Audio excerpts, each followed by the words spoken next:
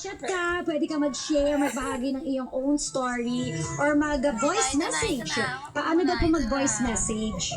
O, ganito lamang po, hanapin mo po yung mikropono na icon. Kapag nakita mo po yung mikropono na icon, i-click mo yon, may lalabas po na kulay pula na bilog, opo, yung bilog, pang siopaw asado. Yung ba yun?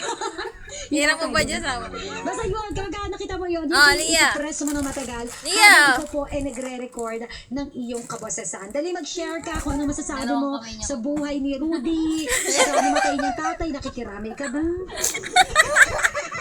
O kaya dun kay Renz na pinatay ni Rudy dahil sa sobrang galit. Alam mo, kamunti ka na nga siya, di ba? Kamunti ka na nga siya makulong dun sa uling. O buti na lang nakaligtas yung tatay. Pero kung di nakaligtas yun, baka nakakulong na siya sa una pa lang. Eh wala ka nawa. Ikaw ba naman kasi, yung kapatid mo, pinatay na ng boyfriend niya. Pinatay pa ng karumal-dumal. Parang grabe namang anong klaseng tao yun, di ba? Parang pumatay lang ng lamok. Yung totoo. Ang humihingi ng hustisya, tao pa kaya? Paano ko nalaman na humihingi ng hustisya ng lamok? Secret, walang clue. Ako na nakakaalam nun. Minsan nakikipag-usap din ako sa lamok pag nagsasalaw ako.